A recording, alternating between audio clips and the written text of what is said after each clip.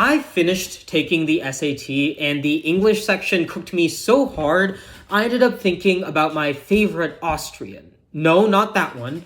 His name is Wittgenstein.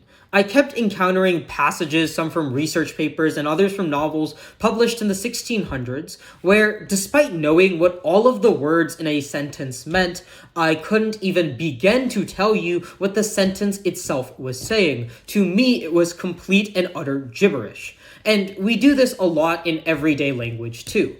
Take the word fine. If I tell you that a restaurant was fine, it means that the food was decent, not too good, not too bad. Would I recommend you go there if you like Mexican? Maybe. If I say a person is fine, I could be saying that they look good, they have a killer face card, or that they're a decent person, they're an alright guy to hang out with, or that they're someone I despise, and this is me waving a red flag and telling you to be careful. Used in the same way as an adjective, the word fine can mean completely different things, even in similar contexts, because of things like cultural evolution, sarcasm, and hyperbole.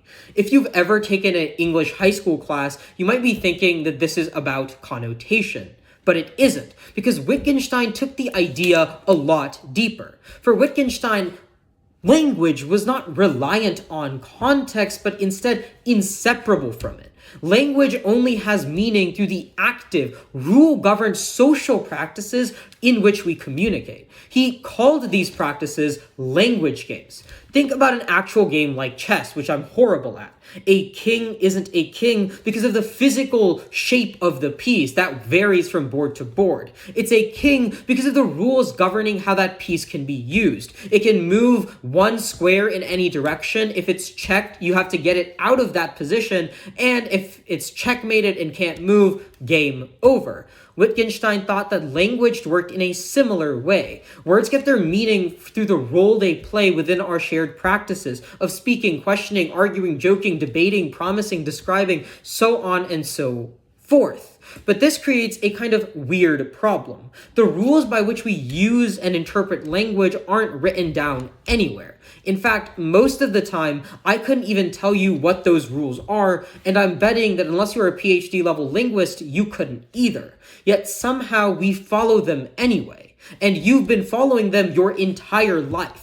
You didn't learn English by memorizing a complete rulebook if you're a native speaker and then applying it to every sentence you encountered. Instead, you participated in a community where people spoke in certain ways, responded in certain ways, and gradually learned what makes sense. This is probably the reason why after 5 years of taking Spanish classes, I still can't speak better than a first grader. I've never been integrated into a community where the rules of Spanish were exposed to me on a daily basis. I tried to learn the book instead of the pragmatic application. For Wittgenstein, knowing how to use language comes from participating in these shared practices, these language games, which takes me back to the SAT. No one ever sat me down and gave me a complete rule book for what makes one sentence fit a passage better than another one, for what reason a poetry interpretation is the correct one, for what reason this scientific method is better than this one. The SAT wasn't just testing whether I knew English, it was testing whether I knew how to play its particular language game. And if my gut feeling is right, College Board thinks I'm playing it very, very wrong.